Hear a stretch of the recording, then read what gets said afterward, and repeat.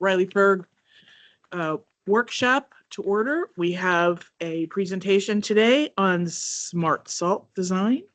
So Terry, do you have anything you'd like to say first? Patty Ford is with us today. She's brought Mackenzie. and so Patty has worked with the board about using presentations of actual winter maintenance stuff. This is moving more into design of sites and things to be considering at sites. 2 months ago, Lori Hack from the city very committed their city and the things that they have or involved been working with Hopkins. So, I mean, I've talked a few times, I hit her on the agenda months ago. Right, and I think in light of the fact that we're moving into our next plan iteration, some of the managers here regular comments during this presentation, a lot of resources, comments, and all that. I thought it'd be a good time to have these things back in mind. Like to do.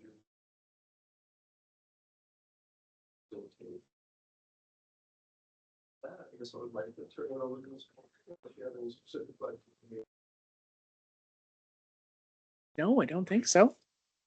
All Welcome. right. Well, thanks for having me. I somehow present better standing up than sitting down. I think it gets rid of my energy. So I am going to talk about chloride reduction in a little different way than you maybe have heard me in the past. I've spent at least 2 decades of my life training snowplow drivers. Right in the middle part of that triangle, trying to get them to move into a precision industry.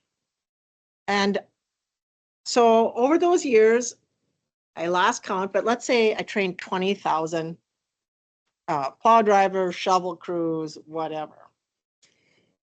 And I would just say they weren't bashful about giving me an opinion on where their problems were. That intersection, those stairs, that ramp, who designed it? Florida design, whatever. I mean, after a couple of decades of this, I'm thinking, what am I going to do with all these stories? And I always thought I wanted to train like the university students studying engineering. But as a small company owner, who's going to pay me to go train them? But then my company got acquired by Bolton and Mann 3 years ago. And I thought, oh my gosh, it's the perfect storm. I now work with 1,000 engineers and people that design everything those guys complained about.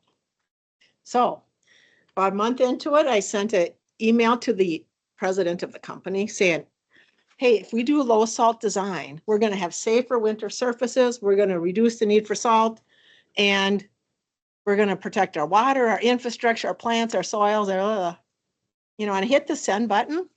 Then I thought, oh my gosh, I should have went through the chain of command. I go, this is bad. But anyhow, the same day, the president of the big company emailed me back. He said, what are you talking about? I want to hear more. So I created a presentation for him and explained the salt problem, explained what I'd heard and our opportunity. And he's like, let's do it. So I'm like, oh my gosh, good. And they told me, Connie, I don't want you to do anything somebody else can do. You let them do it. You invent this. I'm like, perfect. Is this real? Uh-huh. So I've been doing this since 2002, and I'm really hoping tonight I get you guys all connected into low salt design. And we go up to the infrastructure design. We're going to design it different, and we're just going to have safer surfaces and less salt. We can't redesign 494 and the whole thing, but moving forward, everything we touch, we can make it better for winter. So this is what I sent the president of our company. Basically, my vision and all the good things that happen if we design for winter.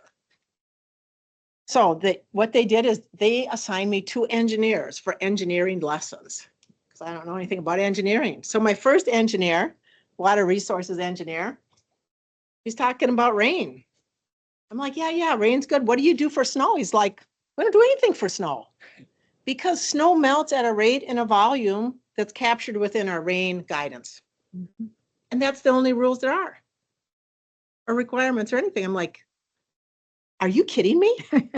I think I see the problem, like I can see the problem.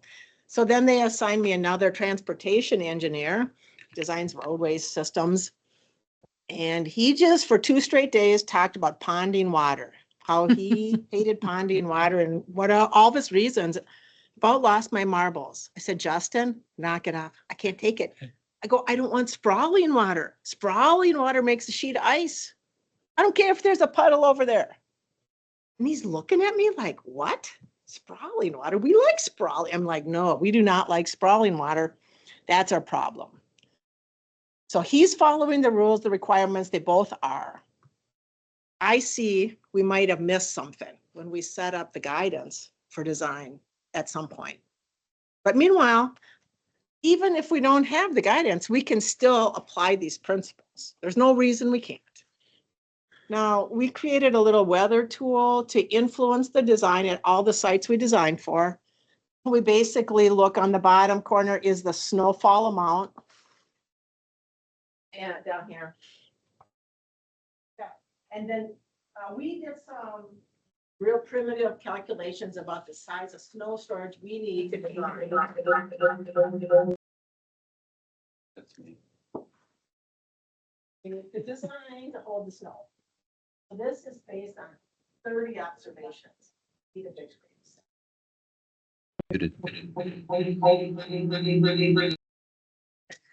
What are you doing, Dylan?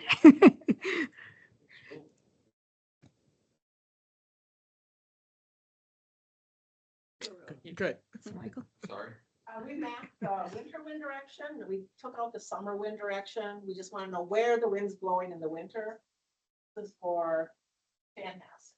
So this is the between what 310 and 290 degrees. The wind is going to blow mostly in the winter.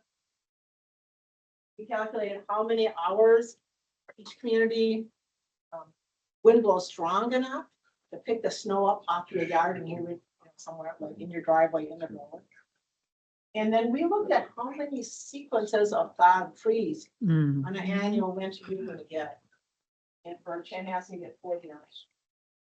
Now, not all of those cycles, you'll have snow in the ground because the temperature can go above and below 0, 32, like in November or now.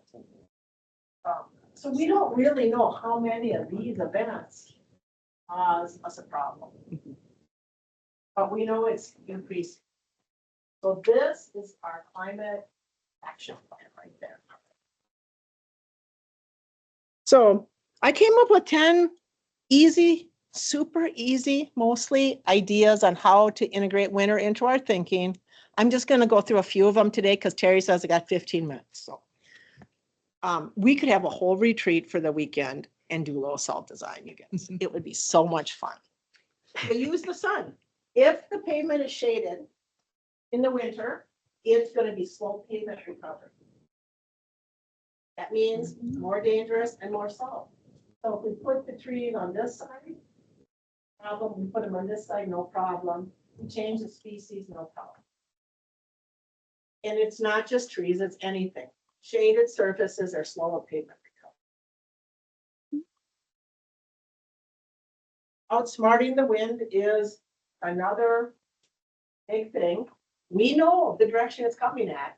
We know how many hours it's going to blow. In this orange part of the state, it blows a lot. So that's an important strategy in this part of the state to outsmart the wind. Not so important up here. This is a easy and always overlooked outsmart the wind strategy. It could be just our landscaping. So the wind blows, in the windward direction until it hits something. Then it loses its energy, so it's carrying the snow. I hit something and I drop snow as I cross over what I hit. I carry the snow, I hit the shrubs, I drop it on the other side. If you put your shrubs on the windward side of your sidewalk, you're gonna get your snow deposit there. If you back them up a little bit, you get your snow deposit, you know, in the wash or something. And if you put them on the other side, of course, we don't have them. So these aren't the traditional snow fences, but it's just a design strategy for us to be aware of, to make it a little bit easier. Okay, easy to outsmart the wind.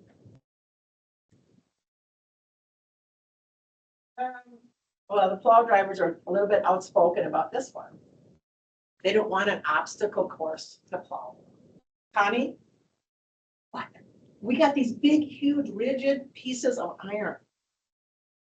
We cannot go around all this stuff. We can't change, you know, the contour. So this is a Florida parking lot design. Now, I know we like all that green stuff. We all, I mean, I'm the biggest tree hugger you need. We can't plow it. So that's gonna be dangerous. That's gonna be salted. This is wonderful. I can make a straight run. I can get the snow out of there. Even have a swale, so if there's snow in here, it's not gonna melt, come all out. This is a problem too. The sidewalk obstacles and the parking lot obstacles and the road obstacles. We need to have that thinking. I know a lot of plow drivers that would put you all in a plow and drive you around their obstacle courses if anybody wanted to see what they are.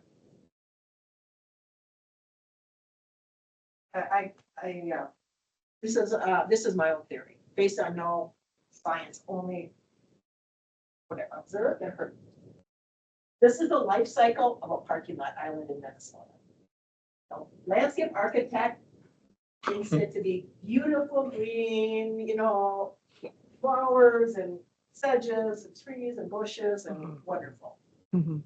The snow gets on here, you know, 40 inches from the sky. It melts, it runs across the parking lot. It gets icy, they salt it. They do that 7 times, now it snows again. They push the snow on the island. And guess what? It gets sick. So then we maybe cut down the tree, we got the thistle and the ragweed and all that coming in. People start complaining. And we get aggravated.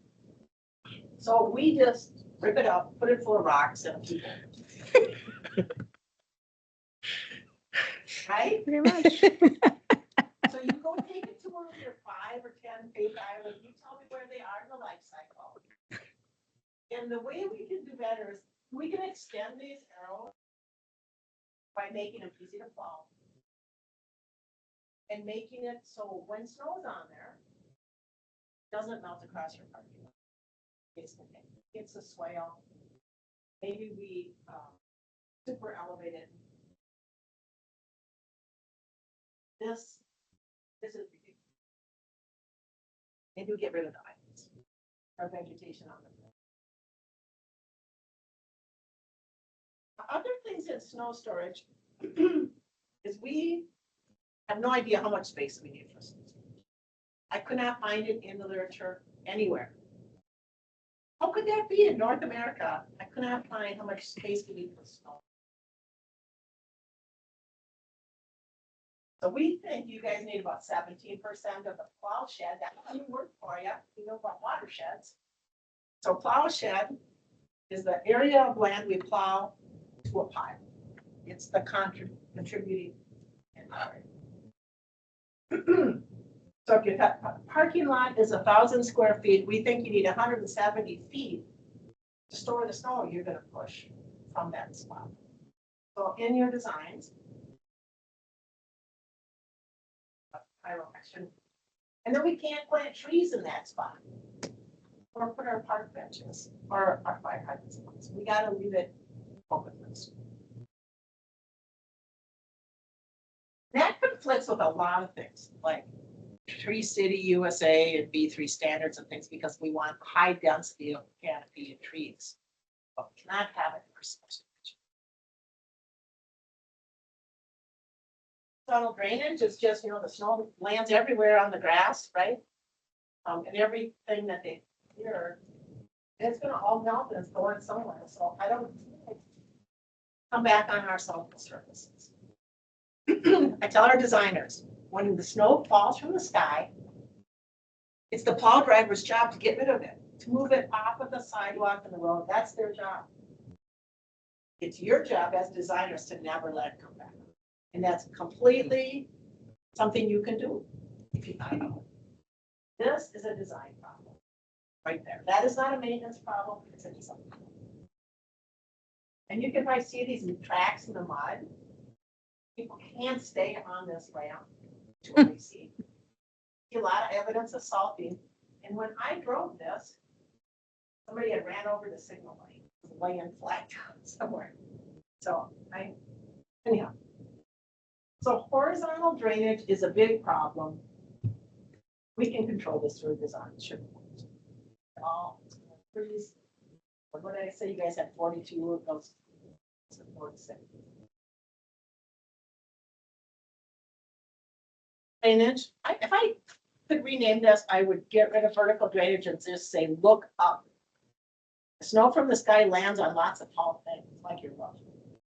And it's all going to melt and go somewhere. I don't want it on the saltful surface. So it's going to land on your roof. It's going to land on your deck. It's going to land on your awnings and your planter beds and all that stuff. It's going to create us a problem. So in design, control the vertical drainage. This conflicts with, like the city of Hopkins goes, County, we just gave out grants to beautify the downtown by making it more three-dimensional, more awnings and more things. Like, probably is more beautiful. And it's good if they visit it in the summer, but it's probably more dangerous in the winter. So, BOM's goal is for all of our cold climate designs that we consider low salt. We don't have to use any of it. It's not required. But we are trying to get our designers to always consider it. And it's an effort. Get 1,200 people on board with it, but we are making good progress. We have 2 symbol sets. These blue ones are to indicate for something good is happening in winter, like here's our snow storage. These red ones are to say, oh, by the way, this back ambulance thing, it's going to be terribly icy. Because we have to balance the needs of the client and the budget and winter and ADA and everything else, right? It's a balancing act in design. And so winter is not always going to win. So we have a way now to warn customers. This is what you want, but by the way, right here, I can put the big red. Yeah, problem. So I could talk forever on this. I won't. You can download our guide. We published it end of January, free for the world to download. And it's like the ABCs of low salt design. So you could just Google Bolton and Mank low salt design guide. Or you can give my card, you can send me an email. Where is it, Connie? I'll send it to you. And you can get this.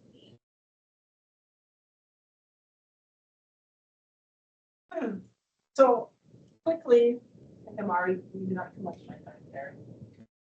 These are our pilot cities. They've all been involved. I brought them through our internal training class. We've done a lot of extra things like look at problem sites, try to problem solve, look at city code. They've all done some different things, but it's been really a joy to be able to spend some time with these pilot cities, see how they like my ideas, and learn from them. 3 of them are in our watershed. Yep. I was just thinking that. Which This is 3? great. Bloomington, Eden Prairie, and Minnetonka. Yeah. Okay, well, let me break up Bloomington. There are Thank you. Bloomington wrote something called a WISE plan. It's sort of like a chloride management plan, except what they did is they dedicated part of it at least to winter design. Never been in anybody's chloride management. And now they just hired us to do a complete review of city code to see where winter fits in. Where does it fit in? And if we put it there, what conflicts we have with something else. So with the kickoff meetings next week. So, and they're also applying this to create a new GIS layer on road characteristics that could inform the maintenance and maybe retrofits to more performance, winter performance layer. Was it your second one, Eden Prairie? Yes, Minnetonka. and Minnetonka. Eden Prairie and then Minnetonka. Okay, so you had Eden Prairie come and talk. They're gonna redo City Hall Yeah. parking lot. Yeah, Lori, yeah. Using low salt design. It'll be our first demonstration site. And Minnetonka is in the middle of their pilot, so they're still learning, we're still working together. They haven't finished. Well, we've been supporting this for a long time. So you've been doing the training for when we would arrange for the city people to come in, and right? Yeah, you've been all, so I know Bloomington people have switched out stuff, yeah. Minnetonka has not released training to the public, I mean, in general, outside of the pilots at this time. I think it'll happen, but it hasn't yet. So the only way to get trained really right now is to. Although we're working with Eden Prairie and Bloomington and the 9 Mile Creek watershed. To come up with some training for developers, like any training, if you're gonna submit something to the watershed. I know we want you to think about this. That's fantastic. Why have we not done that? Seems like they're a natural fit to integrate all of it. Why have we not done this? Because they don't think outside the box. We got a great public works department in Bloomington, and they've been using the brine for a long time. I mean, why would we not have some sort of training for developers? It just is, I mean, we just invented this in 2022, 2025, and we've mostly been doing it internally. You know, because it's a conservative company, they don't wanna like come up with some half-baked idea and wreck everybody's. But, I'm feeling like that's changing. Well, gives me, you have Richfield and Bloomington already in. Have you, any conversation with Richfield, Bloomington, WMO? No, I didn't even know there was one. You have. Right. Yeah, yeah. but it's a joint, yeah. It's basically the city staff. Few other things I'll just briefly mention is we just finished training both Edina and Rochester last. So Edina is our 7th city to go through training, and it's the end of our training as far as we know it, unless the city approaches us. New Brighton, they've changed their parking lot standards based on considering winter, so that's been interesting. Both Minneapolis, a while back has put chloride reduction in their stormwater credit program, but that was for winter maintenance. Rochester will be the first, Rochester's also gonna do that, but they're gonna be the first city to put in low salt design as a stormwater credit. We'll see how that goes. We haven't started that. And then this, I was on the phone all day with the Iowa Homeland Security Emergency Management. They see low salt design as a disaster mitigation strategy. Like if we can make things safer in the winter, that's our mission. Safety. And preserve the integrity of the infrastructure with less salt, and preserve our drinking water. You know, all these valuable resources. So they have funding. They're going to set up, I think, the Iowa pilots through their funding. And they're pushing to get it in their Iowa stormwater. Because what they say is if we can prove a return on investment or a cost benefit with this, it opens up federal funds then. Or retrofits or different design strategies. I cannot figure out who to talk to in Minnesota for insecurity. I've made some attempts, but I'm not in the right place. So, but these guys are very excited about it. And that makes me happy. So what else is happening at statewide level? I'm writing the guidance and it will go in the Minnesota Stormwater Manual this summer. The draft is out right now, and then the whole state will have access to guidance. I just learned that the Minnesota chapter of the American Society of Landscape Architects integrated into their climate action. So it's the first time I've seen it go into climate action. And that's a statewide group. Can we get them to help us with low salts? And then B3, Minnesota B3, in discussion, they said they're going to put that into their guidance in the stormwater section. And I haven't seen anything, and they're kind of working on their own, so I don't know if that really will happen or not, but that's what they've told me. So I guess that brings us to this. What's your path to decide? I really saw that in class, and I thought, who designed this? So I guess I'd like to stop there and just entertain a discussion on what of this is interesting to you? How can I help you? How does it fit into what you want? So I have a couple of ideas for you. There's something called the Association of Professional Landscape Designers, which is a national group. You get this to them, that will go out to I don't know how many thousands of designers nationwide. People just need to know how to do it and get the training. They potentially would hire you to come and do like a Zoom meeting for whoever it was that signed up. And the community colleges around here, Hennepin Votech, Anoka Votech, landscape design, how come you're not in there? Designers. Make is a for-profit. Right. Right now, over the past 3 years, they said, we don't care if you make money for the company. We want you to invent, we want you to change the industry. We want you to, but they also are not gonna let me go volunteer. Right. So at some point, somebody's gotta pay for, for this. Right. And the U of M, have you tried approaching them? Because I have landscape architects that Overhead's come too out of high. that program and just seemed to me. And then the other thing I thought of is we should use this on the Spring Hill property. So really, I if I went through the training, I would do this for you for nothing. I mean, clearly it's something I could do. So.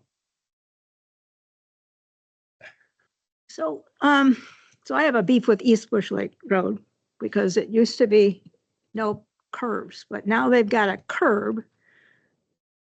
Bush Lake's on this side, the streets, and then they put this curb. So now it traps the water and it turns to ice and it's still gonna go to the lake. But you don't see that with the highways, the interstate, there's no curbs. So there's a place to push that stuff.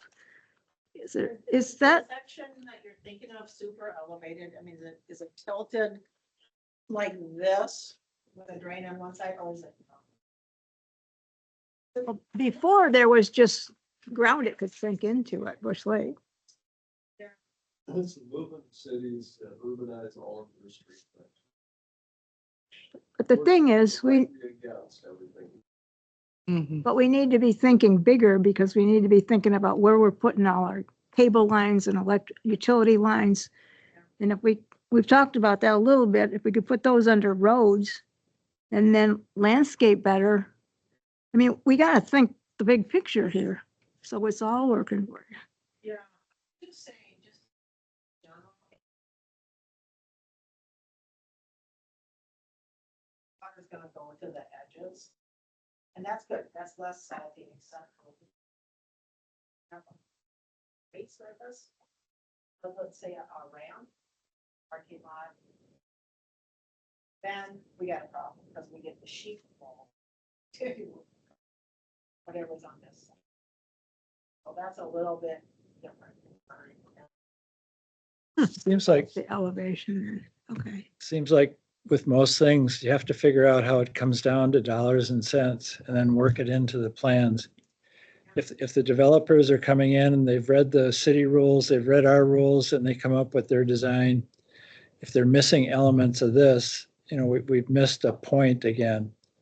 So if some way to get it upstream to say, doing it this way will save you this much maintenance, this much insurance cost, and X, Y, Z, it seems like that's one of the components to getting it out there with most things, money. Is there an association of builders? There has to be, right? Yeah. Yeah. So why couldn't we try to get them incentivized to learn to do something like this? And hold a lunch, right, Terry? Lunch, I mean, listen, we want to talk more about it because some of these elements directly conflict with some of the things we're trying. to do. Right, So right. We would have to consider that. Then there's still, right now, our chloride management plan says that you must go to CHP. I could shut it down, but could have some additional. How is licensing? We can't send them to a specific place. Someone must know this. We can't, the watershed district can't require a license of a Could be professional training. Well, you could require them to design to your standards. That would be the easiest Yeah. way to Then do they it. would have to seek I out- know that's another rule. I'm so sorry. Because then we start getting setting what site design is going to be. Yeah. But it would match up with the state goals for reducing salt into our lakes. So I would think we've got traction there. So I have a real world example I would like. Oh. I'm part of the Chanhassen Road Construction Project on Frontier Trail. I live on the corner where there's sheet flow through the intersection every year that's very, very dangerous.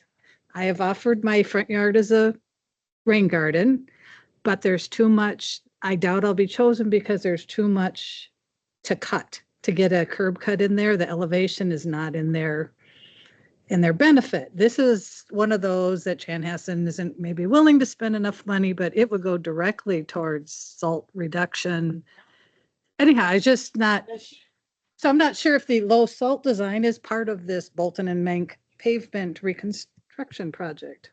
It is. And I took out the example, That's but there was one example, it was on Frontier Road. Can't recall. Frontier Trail. That's it. Where basically they removed some shade. They removed the crosswalk and they moved out of the snow storage.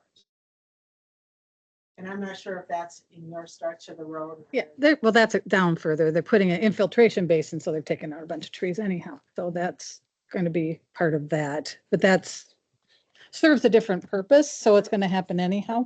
Yeah. That's So- for. I just thought about that with, with my yard. It's right there on the bottom of Highland Drive where all that just flows straight down towards the lake and yeah.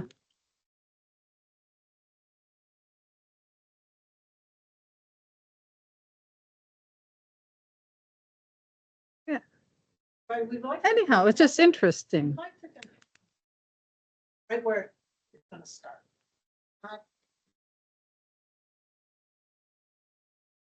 It's kind of. We are so good at rain, but we are so bad at snow. And I snow because this whole corner lot that I'm on, there's nothing down there. It's all used for all the snow storage.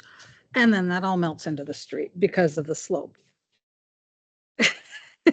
So it's like, it's a perfect place for it to go. I just have it, let it go. It's just a whole area that's nothing. So I'd Yeah.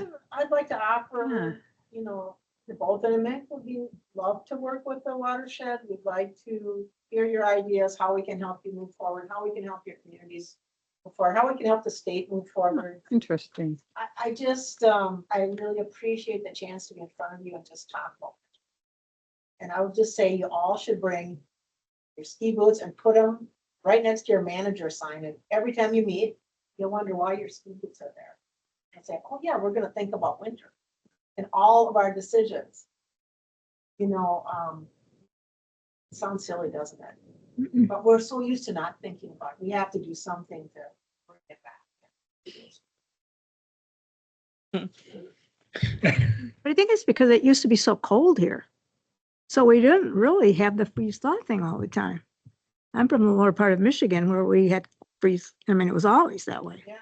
But now that the temperature's higher, It's more. Yeah, and you it's a can go problem. kayaking in January. Not this year, but last year.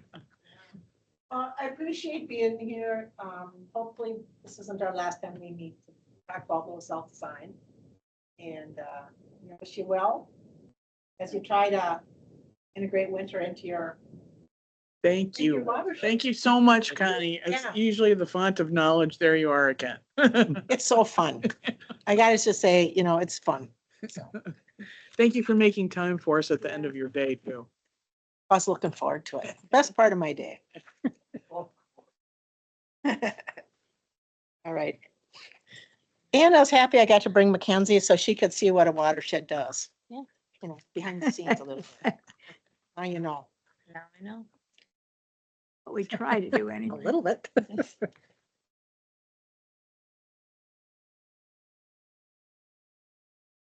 If you really want to know. You can Thanks, stay. Phil. Okay, you ready to take over on the regulatory program? I think I am. I will Right. start us off and then turn it over to Mr. Welch, but just let me share my screen here.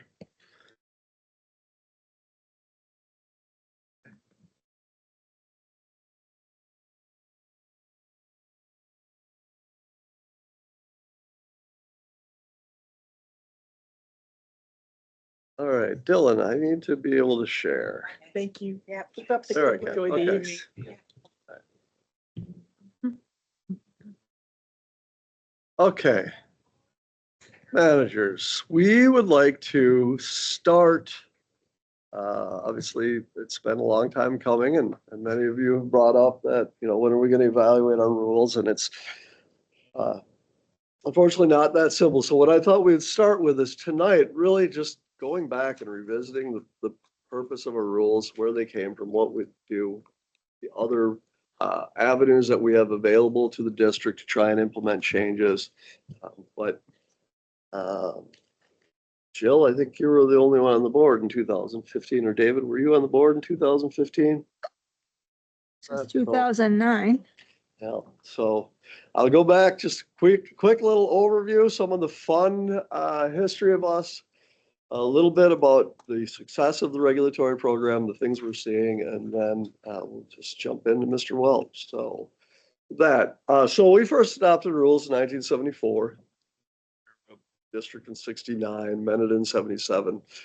If you go back and look at the rules, they weren't really standard based. They were just send us your submittal. The cities send to the district whatever comes before them. And those were the 5 rules that they had in place: floodplain, work in water areas, land alteration, water appropriation for public water, and discharge of water. So, And that lines up with statute then. pardon? That lines up with statute, so they had to have. And so if you read the rules, things like floodplain is, if you were working in the floodplain, send us your plan. We'll tell you if we approve it or not and why we approve it or not.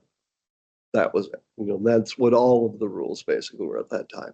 So, we've worked very hard, Michael and Scott in particular, to make the rules as clear as possible, so that there isn't arbitrary and capricious judgments on things. So in 2008, the district suspended their rules, the regulatory program. What they said was that the cities already have code, and that's good enough. It was about that time that a little bit before that, the cities and the watersheds relationship really became strained, To say the least. which is one way of saying it. In 2015, we had a change of heart. 2014, actually, change of heart. We got BAR back, and we re-implemented the regulatory program. That program was updated in 2018, 2019, and 2020 to make tweaks that the managers had talked about or try and clarify things that weren't quite working the way we had hoped. That is a pretty heavy lift every time we did it. So that's why we would kind of want to be able to look at all of it in one fell swoop instead of just piecemealing things in there. Terry, can I? Yeah. So when we did that, it was a whole different context because we had a group of people that were rallied to oppose anything we did essentially. So I guess my question is, I mean, we were trying to be responsible in the way we did our rules because we knew we had to go to the TAC and we had to get their support.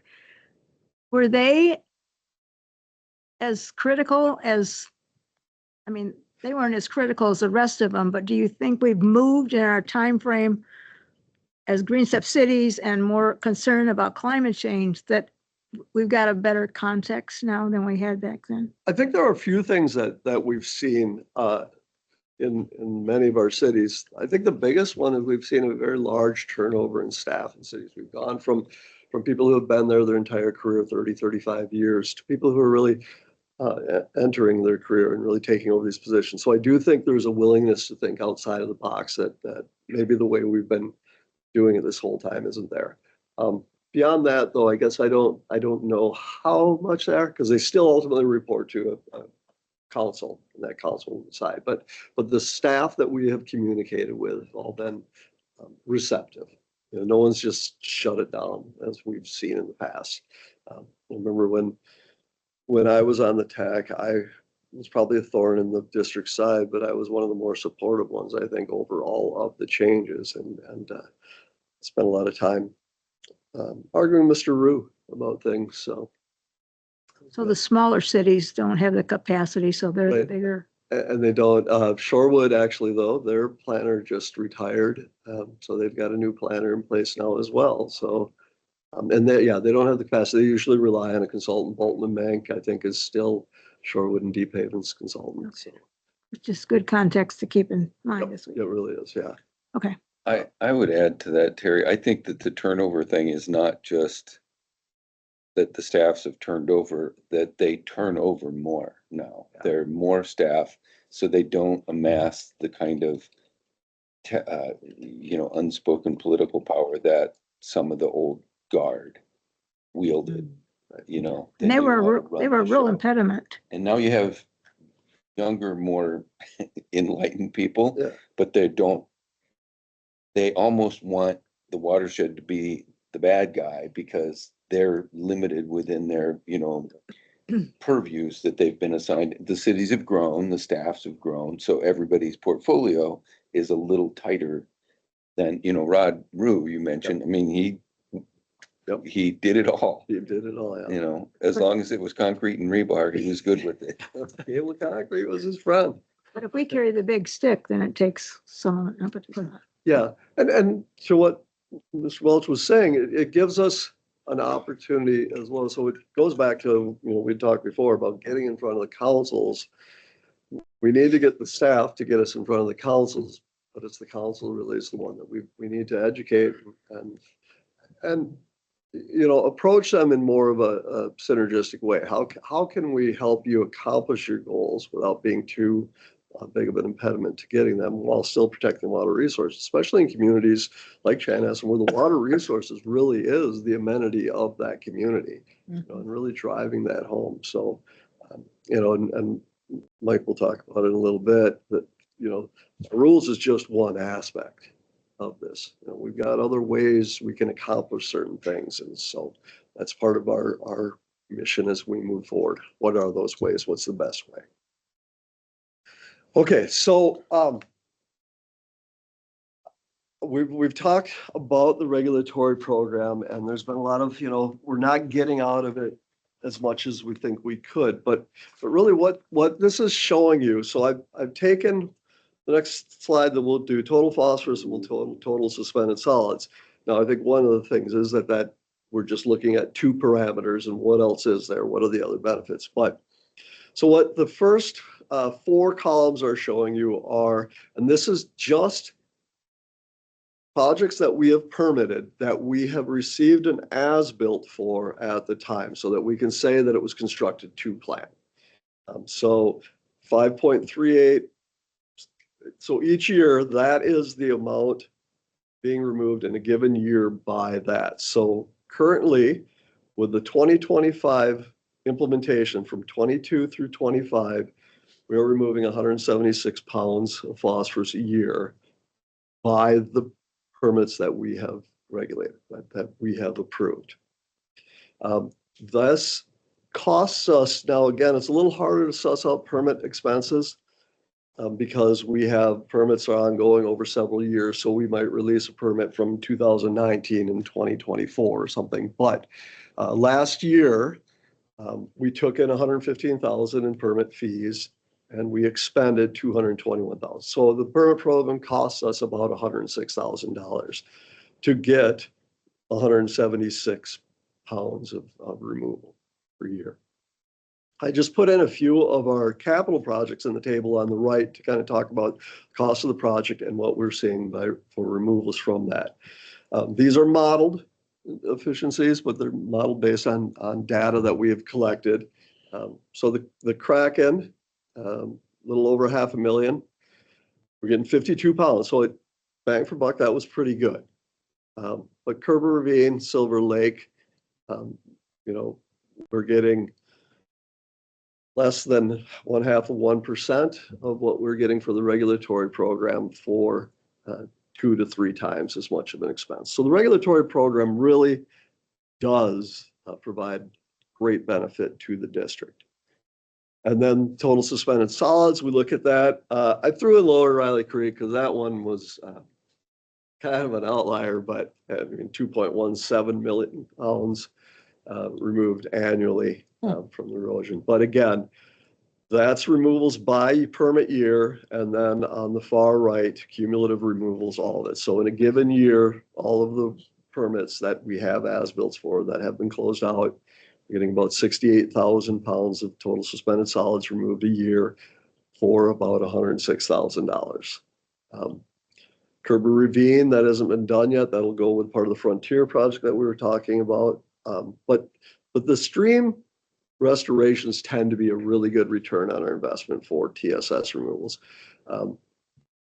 The other ones, your proprietary devices are just ponding not necessarily as much so. But overall, though, the regulatory program has been a success.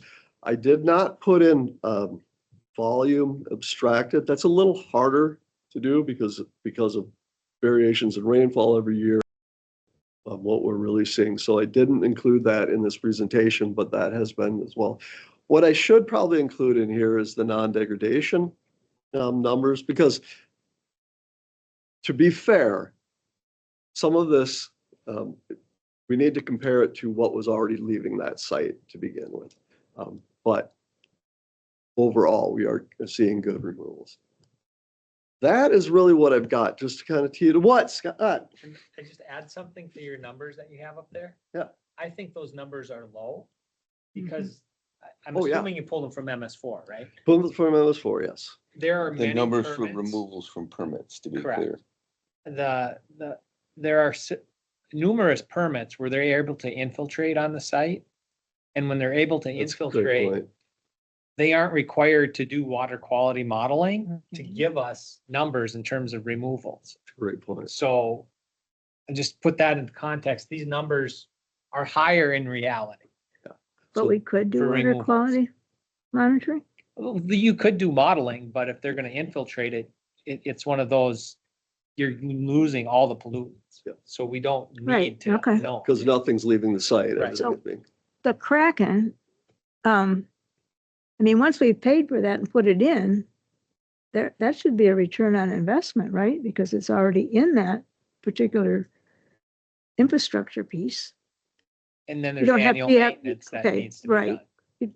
Clean out the filter and stuff, but So that actually, and that's one of the things as we go through the permit review and we talk and our capital projects and what we want to do, that's one of the conversations I really want to have with the managers is how involved do we want to be with the maintenance? Because that's always been kind of the pushback from the cities. They're not opposed to doing the right thing. More often than not, it's that, but we don't have the expertise, the resources, the financial resources to address these long term. So I think it's something we as a board need to be thinking about. So what goes into the permit revenue and permit expense? What are those? What is the revenue and what is the expense? So the revenue is just permit fees that we collect.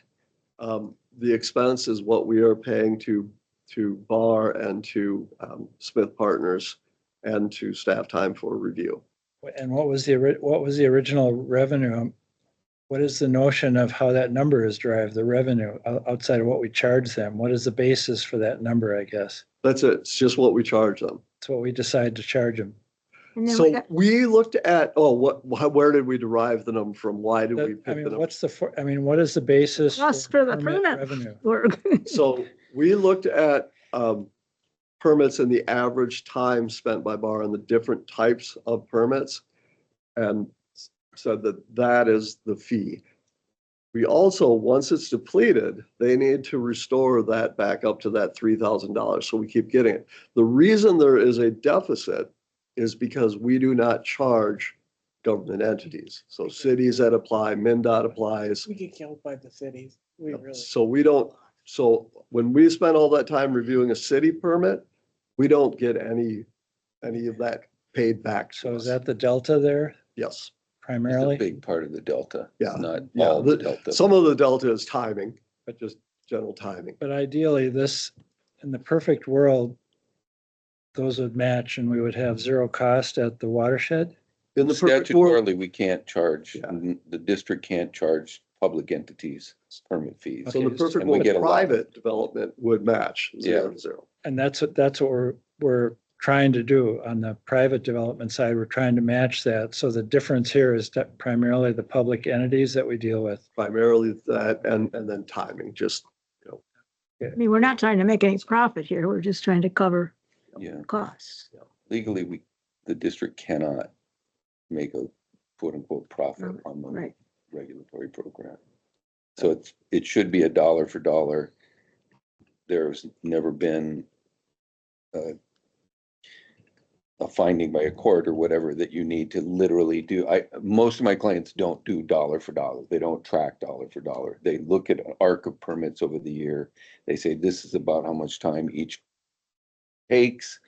We're gonna set the fee based on that. So, but the idea, the statutory principle is dollar for dollar. Polluter pays.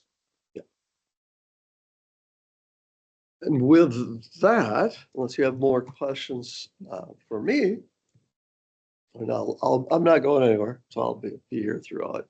I will turn it over to Mr. Welch.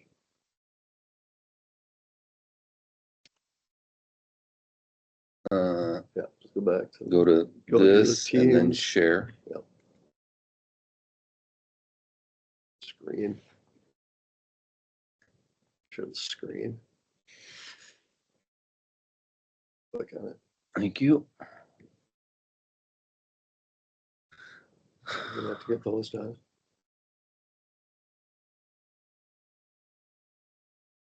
All right. Deprecated, huh? Yeah, I don't, That's a very- expensive work. very strange message from Microsoft. Okay, managers, this is gonna be familiar territory for David, maybe, and Dorothy and Jill, and because this is kind of an update of a presentation I gave you all about 3 years ago. And the main updates have come to try to contextualize this presentation on the regulatory program into the plan and where you want to go in the plan, and kind of the feedback I've been getting mostly in my discussions with Scott and Terry when we talk about all the different projects and programs and work that's going on, but also from, directly from the managers. So I'm not going to be rigid about how we go through this, and we can stop or take questions wherever along the way you want to go. You would like, of course. And thanks to Dylan for setting me up with that nice goldfinch picture. This one I got for myself. Okay, so basic structure of how this works is the district's regulatory authority, and we've kind of touched on some of these themes already. Like all the authority that the watershed has as a local government entity comes from the legislature in the form of statutes that say what you can do and what the purposes for your existence are. And all of that authority is bestowed by the state on the board of managers. This is the body with all the authority. From there, the managers can delegate and do delegate quite a bit of authority for day-to-day operation of the watershed, as you know, to the administrator, and the administrator remains responsible to the board, but he also, of course, has the benefit of working with staff and consultants who help implement the program as directed by the managers. The regulatory leg of the stool, or whatever analogy or metaphor you want to use for it, is one of the main gears in the system that the district uses to make it go. So planning, and the plan, as you know, is a big one. The regulatory authority, capital projects, Terry's presentation touched on the relationship between those things. And then, of course, your programs, education and outreach, cost share programs, and activities like that you do. Sorry, I'm going too fast here. It's really critical for the watershed to use each of these tools in the best way possible to achieve the watershed results, and in close conformance with the structure that the legislature has set for them. Just kind of an abstract way of saying, the more you stray from setting up your programs and projects the way the legislature intended it to, the more time you're going to spend litigating and the less time you're going to be spending getting the work done. So use your tools for the purposes for which they are intended. I think Terry's presentation rolls into this one really nicely because it shows how much bang for the buck you get out of the regulatory program, which is not something the managers see as much because so much has been delegated. You see the weird permits, but you don't see the kind of chugging through the system permits to some degree. And then capital projects and planning are things that the district, the managers have more sort of day-to-day, month-to-month hands-on engagement in. The other point in this arena that I wanted to point out is I tend to be an advocate for the regulatory program because I think you get tons of bang for the buck, but I think Terry's presentation pretty much made that point for me. We won't spend too much time here, but this is a little bit of a statutory overview and a revelation of some developments that are interesting to me anyway from when we last talked about this. There's two bodies of watershed law, of course, and when Terry was talking about the history of the regulatory program, it was set up under this framework, 1955 framework, which is quite a bit more restricted and circumscribed than what we have now under the Watershed Metro Water Surface Water Management Act in 1982.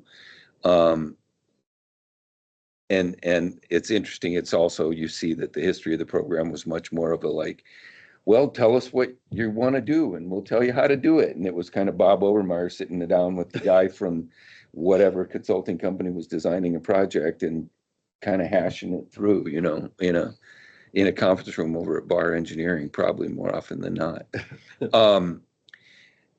Critical things that I do want to touch on here is that the statute establishes the watershed organization as a special purposes governmental entity. And that is to draw a distinction with a general police powers governmental entity like a city. So cities are presumed to have authority that broadly emanates from the specific authority that the state gives it, because cities have lots of stuff to do. Police, run parks, regulate surface water, regulate, they do a lot of things. Watersheds are really specific. So the reins are a little tighter on what we can and can't do. Just along those same, so you have cities with police powers, but then you have like regulatory agencies, like the DNR is a little higher, but like that have enforcement authority. And then we don't, how would you separate us from those that come with enforcement authority? We have enforcement authority. Watersheds certainly have enforcement authority for our own rules. And in many ways, the authority that that the watersheds have is another layer beyond the state regulatory bodies. That's how I So would. maybe I wasn't clear, like they have the authority to like levy fines and, Mhm. and we don't, that I'm We aware. can't fine, no.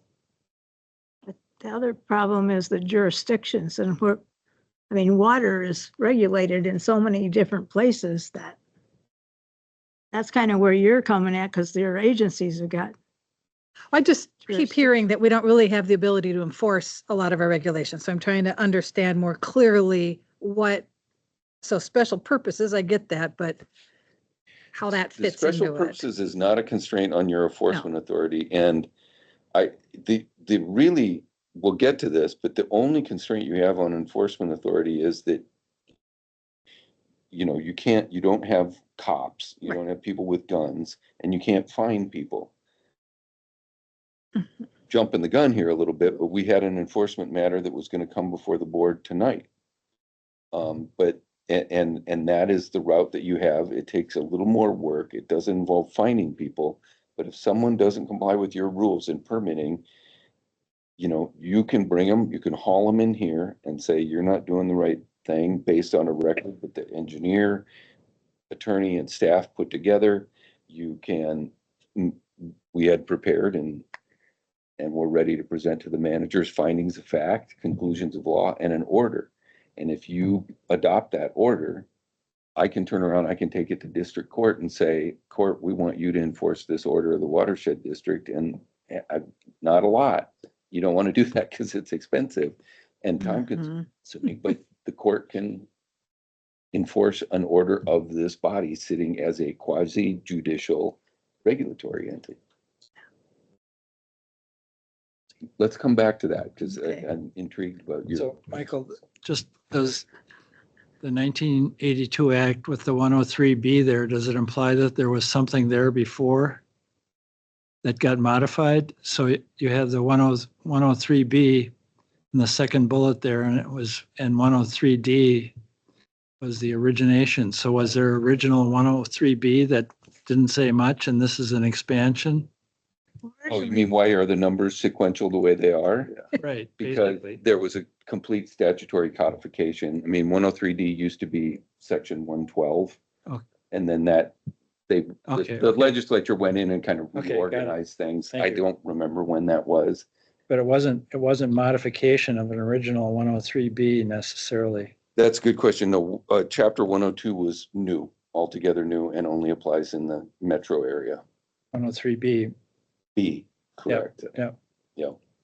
Okay, thank I you. should make a B in the, so we can keep because track of it. originally we So- were, had a lot of authority over flooding. And that's why a lot of watershed districts got started, right? Flooding You issues. don't have any less flooding authority than you did before, and probably more. But most watershed organizations were formed to address flooding issues Mhm. more so than they were. The popular driver in this part of the metro area was, oh my goodness, flooding. Bassett Creek was very focused on flooding for a long time until the early 80s. 9 Mile, same way, was about flooding. And it wasn't until in the 80s and with this greater authority to like plan for protection of water resources under the 1982 Act that watersheds started to more look at water quality improvements, Is that protection, Jean? wetlands. Who is that? 102? Oh, I don't know. I mean, I thought Paul Haig was 103D, the old 55 law. Ray Haight, not Paul. Ray. Good guy. Ray. Yeah, So, thank you for Sorry. catching that. You're about the only Yeah. one here who would have caught that. so to Manager Crafton's point, so in 2023, Minnesota Association of Watershed Districts did a survey of all of the districts. We had 23 respondents. So the initial establishment of those respondents included flood control, half of them were water quality, and a third were drainage. None of them included habitat ecosystem management, groundwater protection, AIS, climate change, which were all added as priorities for districts since then. The flood control, the water and water quality expanded greatly. Flood control is still the same. All of the districts still include that as one of their primary purposes. But this So- expanded the scope. Well, the way that the Metro Surface Act expanded the scope was to adopt a more modern approach. The 103D is very much focused on, you get your engineer to go out and they walk around and they take some measurements and they do some drawings on paper. You come up with a project, you send it to DNR, you think it was a very procedurally heavy oriented project-based approach to mostly flooding, but then later water quality as well.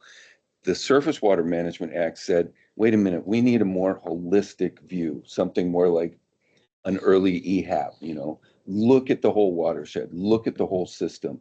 What are the problems? Where are they coming from? How can you address them? And come up with a plan. There are plans under 103D, but they were much less robust and much less based on really intensive assessments performed by the engineers in a kind of holistic watershed-wide way. Were they More doing like a modeling problem back- assessments. Were they using P8 and stuff back then? They were using different types of models back then, yes. In fact, I have some of the original floodplain computations on my shelf. Okay, We better keep going if we're gonna keep on time here. I'm sorry. Yeah.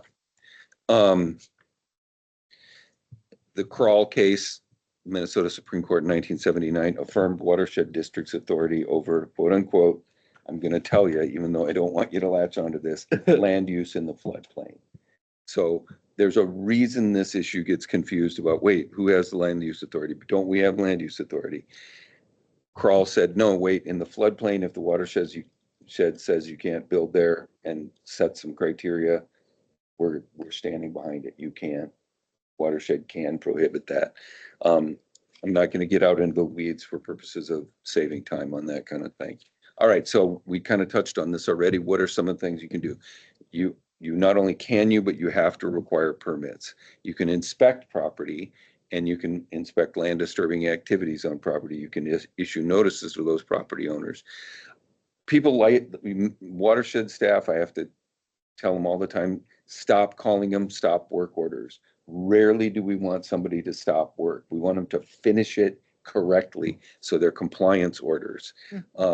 If they're polluting, if it's going right into wetland or whatever, yeah, for sure, we want them to stop. But for the most part, we want correction of conditions that are causing a flooding issue or a water quality problem. The watershed has statutory authority to go in on a property, fix the problem that we have found, the watershed has found, and charge the property owner for it. Not easy to do. It's complicated, takes a lot of legaling, but you can do it. Watersheds also can serve as the local government unit, sorry for the acronym, under the Wetland Conservation Act and protect wetlands.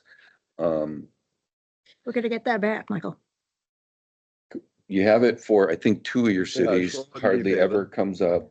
I don't disagree with that idea at all, but like No, so many of Bowser's- the things we're gonna talk about today, it's political. So into the plan. Bowser said we can get it back when we do the next plan for Can the we whole start- district.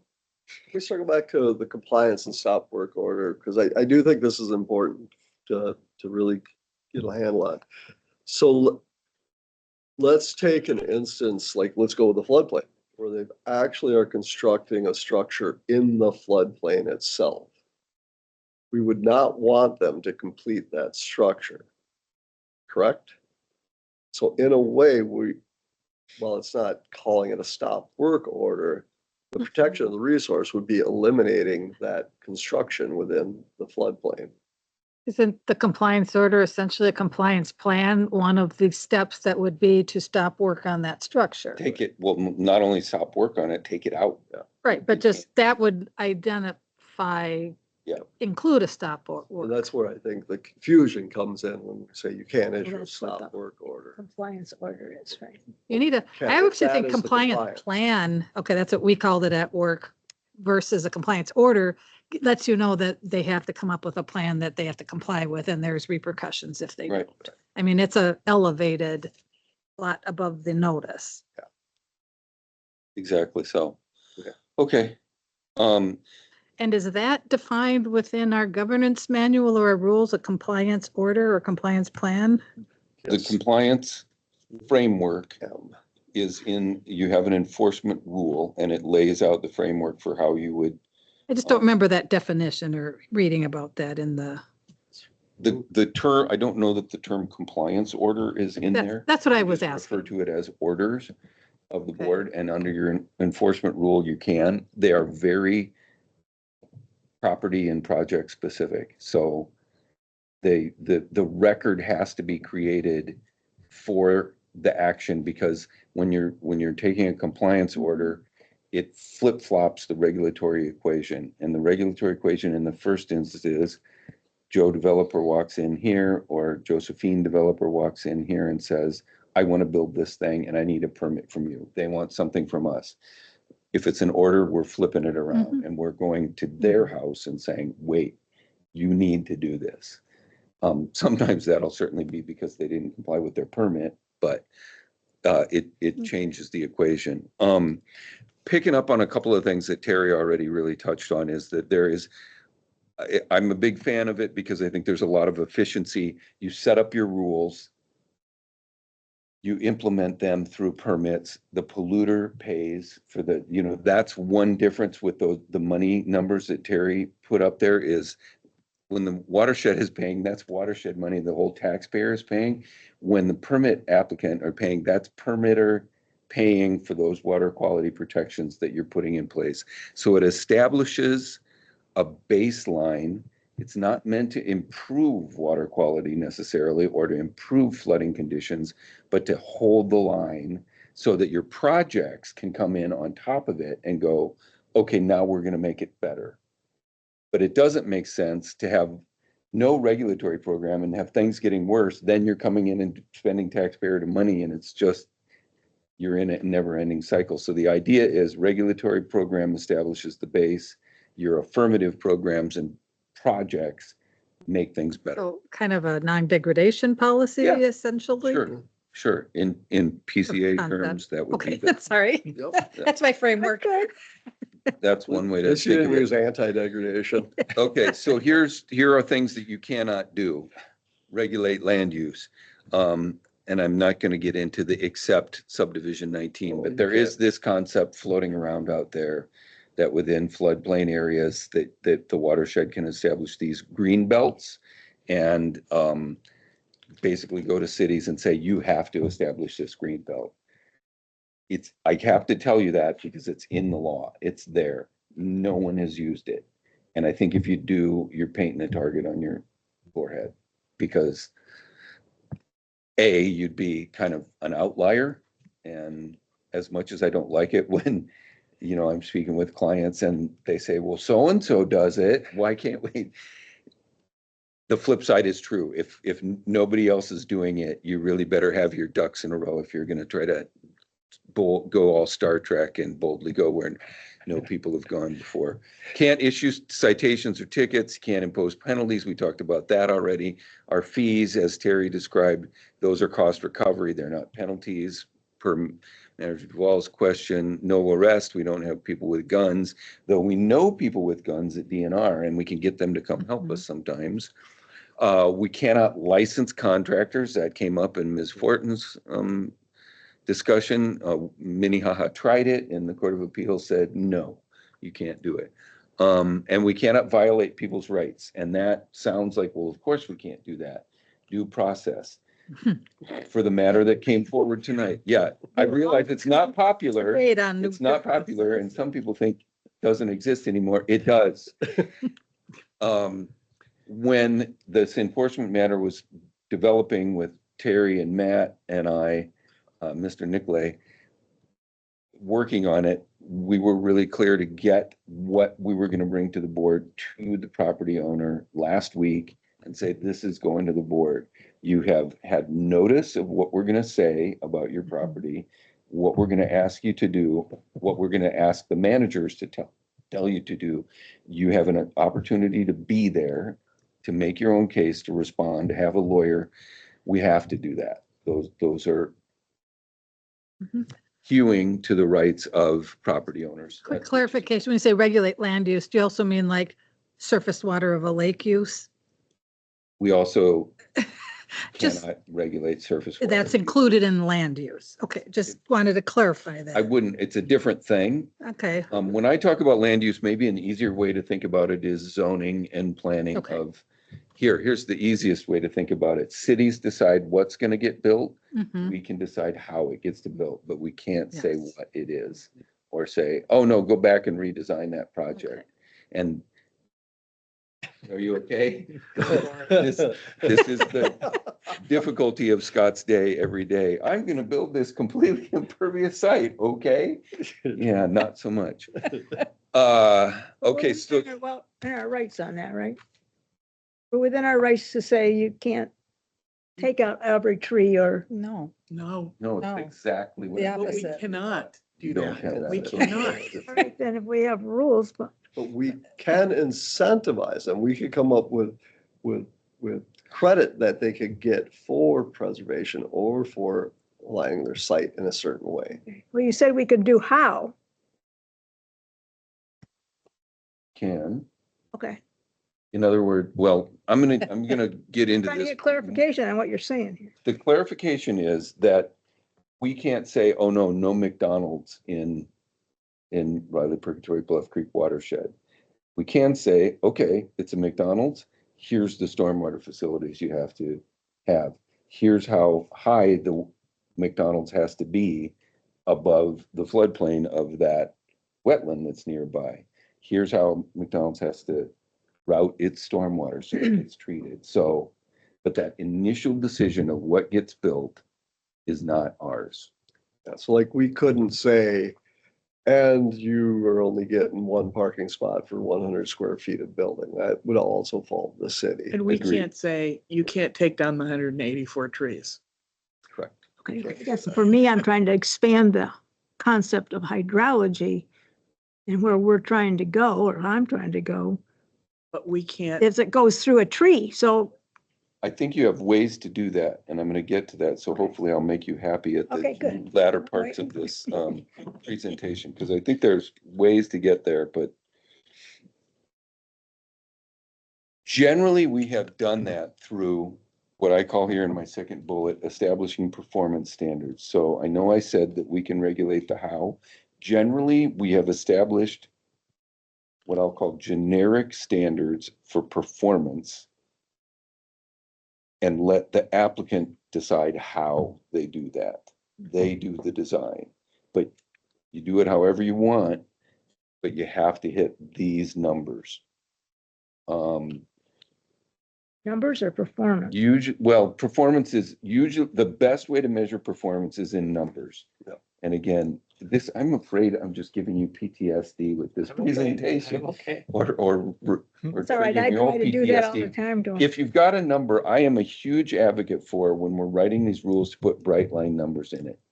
And I'll, spoiler alert, that's where variances come from. Mhm. If you put squishy things in there and ask for narratives and do it old school style, you don't get variances, but you also don't have much. You basically paint a target on your engineer to negotiate every little thing that the applicant is doing with their project.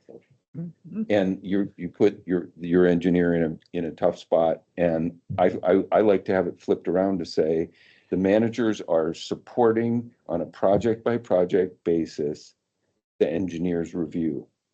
Because the number is a bright line number. And when the developer says, yeah, I can't really do that. I can't make, 1.1 pound, 1.1 inches of volume reduction. I'm going to do like 0.9. And then Scott can say, well, the rule says 1.1. So if you don't do that, go see the managers and tell them why you're not going to do it. and make your case. But it doesn't put him in the position where he has to decide whether that 0.9 is good enough. No. It's a performance standard, it's a number.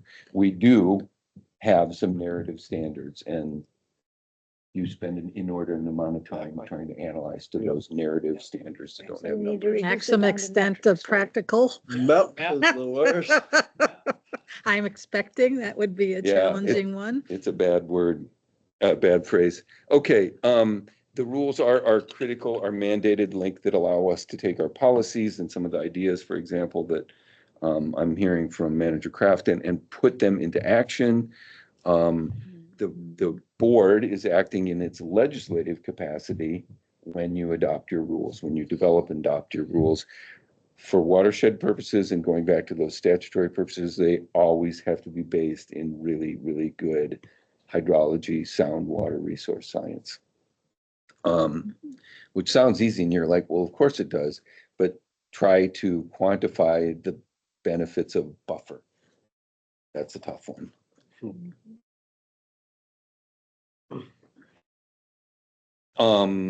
There are procedural steps for implementation that we have to abide by, and those have to do with the 60-day review period, which we can extend unilaterally. I'm not going to get too far out in the weeds on that.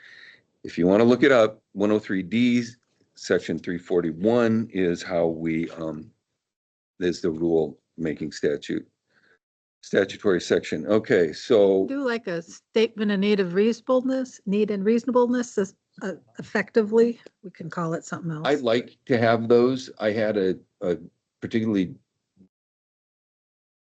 combative, interested party in another watershed, and so I've moved away from statement of need and reasonableness, which is a very specific thing under the State Administrative Procedures Act, and that doesn't apply to watershed rulemaking. Right. So I have tended to start calling them things like, what do I call them? What was it, No. Yeah, support for the rules, or narrative support for the Okay. rules, some other name. We had a real complex sonar for last round. Yeah, I just didn't call it a sonar. Memo of support and providing explanation of revisions to the Riley Purgatory Bluff Creek Watershed District rules. Okay. Just to not use that definition. Right, because this person Okay. pointed out that like, oh, you didn't follow the Administrative Procedures Act, and I said, well, yeah, because it doesn't apply to us. Okay. Well, but you called it a sonar, so you have to apply to the rule. You're familiar with this dynamic, aren't? Okay, Okay. moving on. Thank So you. what are the rules? First, I'm going to talk about the procedures. This is the way you get through the program. There's application set in Rule A, fees are in L. Everybody loves the variances. That we're going to come back to that. Financial assurance is a form. Those are all like the structure of the rulemaking program, not the criteria for what applicants have to apply, what they have to do, and the performance standards. So in the rules, the proper rules, and to some degree as well, the definitions are a critical element of the rules. In each rule, you'll see a very similar structure. There are triggers. What is it that you're doing on the land that makes you have to comply with this rule in your permit application? Okay, once you're in the rule, you trigger the criteria, and the criteria say 1.1 inches of abstraction, no degradation in water quality, no increase in rate control at all the points where the discharge. So it's those specific performance standards are the criteria that you have to meet with your project. I'm rushing because I want to make sure we have time for our questions and some advanced thinking and food. Okay, that too. Probably important to the success of the whole evening. So a note on variances, because I know, and Terry has reported that, variances are, nobody likes them. It's a little bit of an unfortunate upshot of having delegated authority is that, since you don't see all the permits, it's really weird that the ones you do see are the really hard ones. But it's necessary because variances always involve an exercise of the discretion that the managers have and that you can't really delegate, or you can get yourself in trouble if you delegate. So that's where you are listening to an applicant tell you why they can't meet 1.1 inches of abstraction. And you're deciding based on all the kind of squishy factors in your variance rule, whether you buy it or you don't. And the question is always, did you try hard enough? Did you try hard enough to meet the rule? And the managers get to decide that. So this is sort of the flip of what you were talking about just a few minutes ago, where you incorporate the data into the rule requirements so that it covers bright lines. This is sort of the flip side to redefine the bright line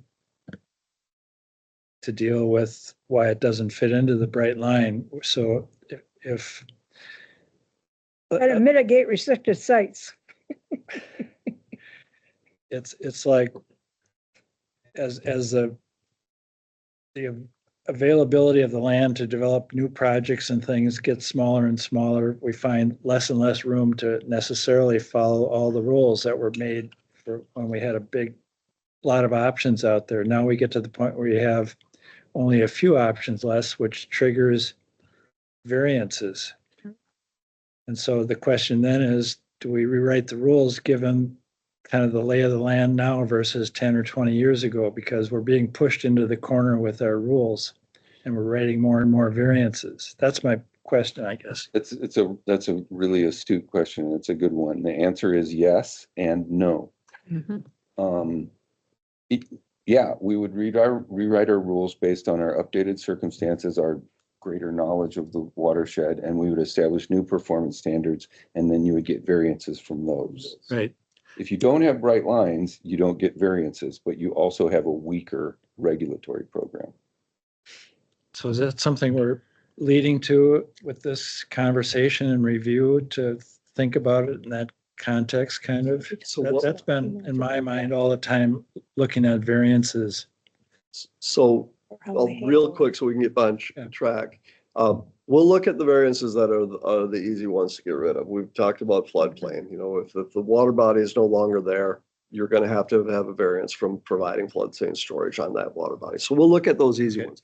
Okay. The rule process after this will be, we need to get to issue identification within the districts. What are our new issues that we're facing? What are their new priorities going to be? And then start crafting the rules to those new priorities that the managers have put forward. So I envision us going through rule by rule based upon the goals and standards and that the board has decided. So that'll be the next step. So yes is the answer to your question. It just won't be next month that we start. Okay, thank you.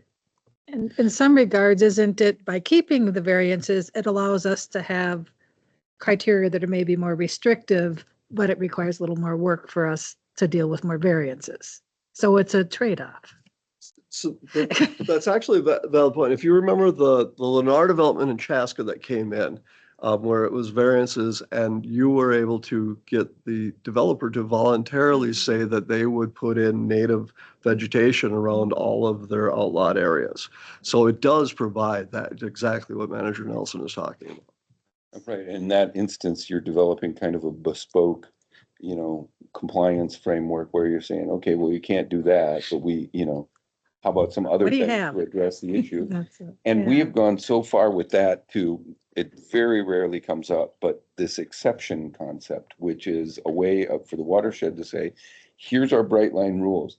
We may not have thought of everything. You may have this brilliant way to approach your land use decisions that includes water resource protection that goes above and beyond what you would be required to do if you strictly complied with our rules. Well, So there's a regional reason it doesn't stormwater, come up very often because isn't that sort of not many people are as good. a little bit? The one example that comes to mind is the Lennar development in Chaska. They requested a variance from floodplain because they were restoring a wetland. To Right. restore the wetland, they're changing the storage volumes and they couldn't meet the criteria. Mhm. But the benefit, the exception was, you're improving this resource from a low value wetland to something better. Which hardly ever works.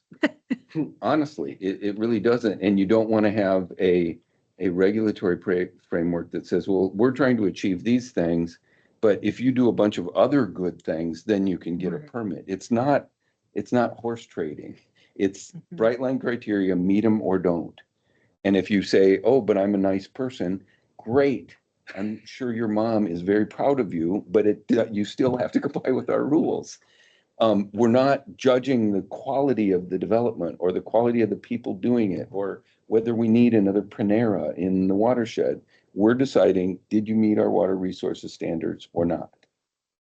And so we're not substituting compliance in one area with another, which is more expensive, more difficult. I won't beat that horse any more than I did. So I think you can't draft away from variances except by making your rules very, very easy. I'll say one more thing about that, which is that like you never get an erosion and sediment control variance because that is so industry standard. It's been so well developed over the years that everybody pretty much knows how to do it. It's not that hard. So that's a baseline. Okay, now we're going to do more than that though. So We've never done a variance from water quality. yeah, I don't know why you would say that out loud. That was. Terry, you know what's coming in next week. Yeah, okay. So I think we've kind of hit on some of these themes and this is the last slide, is that keys to success with the regulatory program, in my experience, is to stay within the authority and jurisdiction that we have.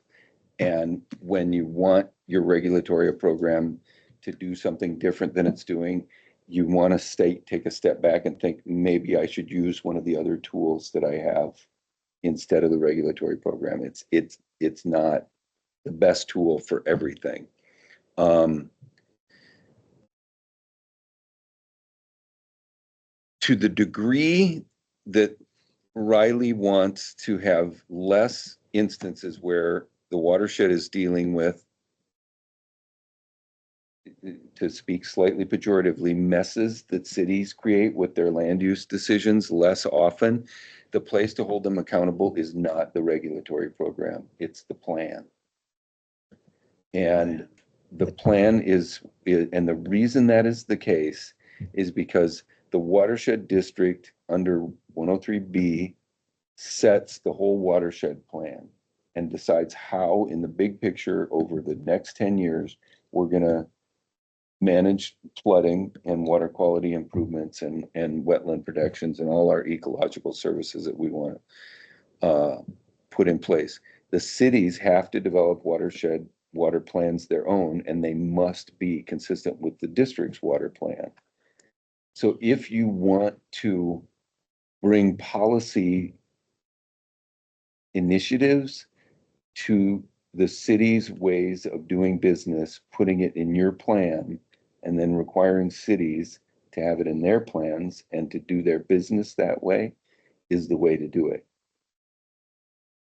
Those are a couple of sentences. That's a huge lift. And I think somebody, maybe Manager Crafton, already identified, and Manager Pedersen, when you were talking about the chloride and why aren't we in front of the cities and then you got to talk to city councils, that's what I'm talking about. You got to go to the city council and say, here's the problem you're creating for us, and here's how we want you to do business differently. If you just wrote it in your plan, if we sat there and we wrote it and you adopted it and you sent it over to the cities, you remember that meeting we had in Edina City Center with all the people who didn't like us? It'd be way bigger. There'd be a lot of About people. 200 people showing up. Yeah. Very loud. So it would take a lot of time in advance. It'd be a very sophisticated effort, but there may be, and so you want to pick your battles, but there may be things that the chloride is probably a good example of where we probably want to be thinking in terms of policies that the cities have to actually implement. So yeah. So we will get into the minutia of the rules as it applies to the things we want to do. Manager Kraft and Engineer Sobiek and I have given a lot of thought to a number of things you've said, everything from soil health to ET, and are there ways that we can incorporated in, you have to account for ET loss in your standards, something like, so that's what we'll talk about as an organization in here. And I'd like to Get be to it. talking to the agencies too, because things are shifting in terms of ecology and hydrology. There's a I think whole I different better understanding right Have you now. all have something to eat if you need to. You can kind of do Yeah, that. yeah, Just want to we make sure can we're talk. done before we Yeah, start. there's going to be a lot to go through, a lot of details, a lot of getting us all to where we feel like, yeah, this is our consensus. This is where we want to move forward and how we want to address these things. And there'll be some give and take. I know I have strong opinions on things, and I think everyone in here does. So hopefully we can come up with a really good solution. Scott and I and Michael, are already discussing some of the things that maybe haven't worked as we intended. That's why we made the 3 different rule iterations, things that didn't work out the way we had intended them to, or had loopholes that perhaps we didn't want. And we'll look at those as we move forward. Maybe some of our rules are just fine the way they are. Maybe some of them need a complete overhaul. That's what we'll be deciding. So That was helpful. did you want to call closer to this part? Is that Yes. what you're saying? Yes. I'll move, we close the workshop. Thank you. Thank you. But so what came up at the legislative meeting that we had? I'm gonna eat. So, We voting? close. Yes, it's closed. We don't even need to vote on it. Okay.